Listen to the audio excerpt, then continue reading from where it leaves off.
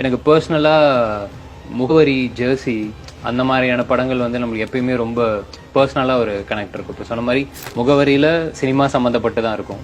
But ஆனால் ஒரு music director அப்படின்னு மாதிரி இருக்கும். ஜெர்சி கிரிக்கெட் இருக்கும். பட் ஆனால் அதுவும் ஒரு நார்மலான ஒரு ஆள் எவ்வளோ கஷ்டப்படுறான் அப்படின்னு போய் எமோஷனும் வலியும் ஒன்று தானே சார். வேலை வேணா வேற வேறையா இருக்கலாம். பட் அதை நேசிக்கிற அந்த எமோஷனும் அது கிடைக்கலையோ அப்படின்னு நினைக்கும் போது வலி எல்லாருக்குமே ஒன்றா தானே இருக்கும். ஸோ அதை டெஃபினட்டாக இந்த படம் கரெக்டாக அட்ரஸ் பண்ணணும்னு நினைக்கிறேன். ரைட். முகவரி உங்களுக்கு நிஜமாவே பிடிச்ச படம்? ரொம்ப ரொம்ப பிடிக்கும் சார். பிகாஸ் நீங்க ஒரு இன்டர்வியூல டாடாக்கு ப்ரிப்பேர் பண்றப்போ முகவரி அண்ட் துள்ளாத மனம் ரெண்டும் பாத்தீங்க, ரெஃபரன்ஸ்க்காக பாத்தீங்க சார். நீங்க அதை ஞாபகம் வச்சிருக்கீங்கன்றது ஏன் அதை பாத்தீங்க அந்த படத்துக்கு? சார் இப்போ நீங்க சொல்ல மாதிரி நம்ம யாரெல்லாம் ஸ்டாரா பாக்குறோமோ டெஃபினட்டா அஜித் சார், விஜய் சார் இன்னைக்கு அவ்வளவு பெரிய ஒரு இடத்துல இருக்காங்க இல்லையா.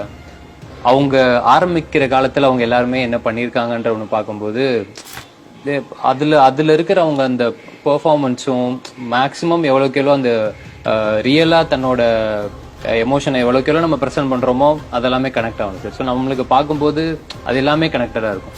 இப்போ முகவரி அப்படின்னா சடனா என்னதான் இருந்தாலும் அந்த குட்டி பையன் ஓடி போய் அந்த பெல் அடிக்கிற சீன் வந்து நம்மளுக்கு டக்குன்னு எப்பனாலும் ஞாபகம் வரும்.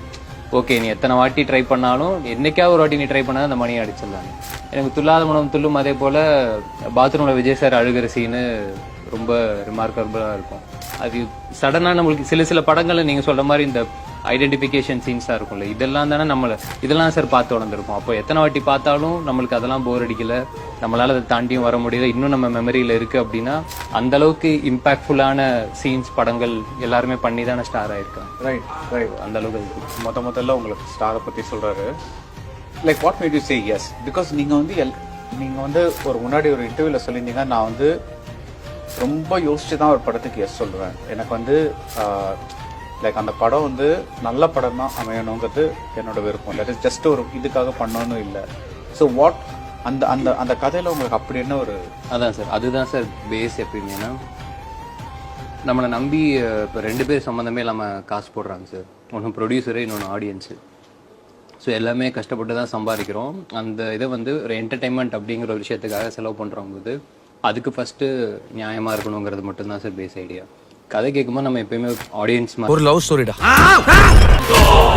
டைரக்டர் தான் ஆகணும், ஏன் ஹீரோ மாதிரி நடந்துக்கிற?